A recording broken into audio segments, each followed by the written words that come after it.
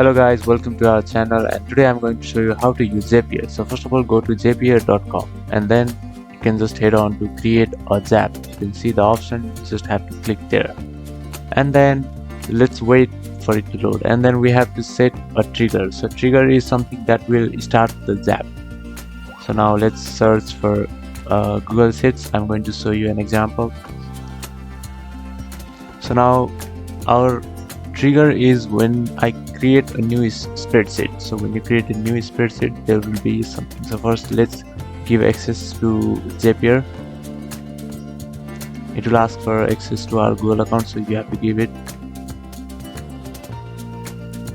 So now let's create continue, and I'm going to open my Google Sheet to show you the results. Okay, and then we have to fill in some things. Okay,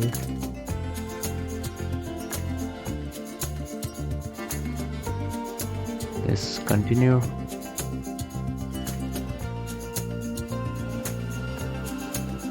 And then let's test our trigger. So yeah, it has also successfully found our spreadsheet, and yeah, so this is working. So now let's go to our action. So the trigger is new spreadsheet, and the action will, when I create a new spreadsheet, it will create some rows and fill in the data.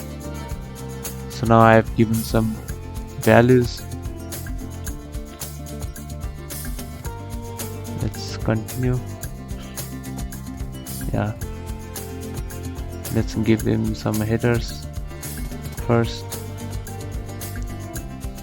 Yep. So now we can fill in the data to this new spreadsheet from another worksheet. So I'll just do that.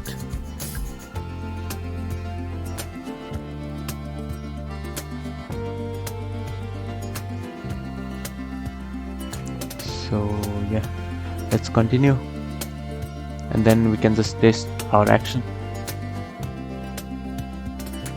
And let's see. Yep, there you go,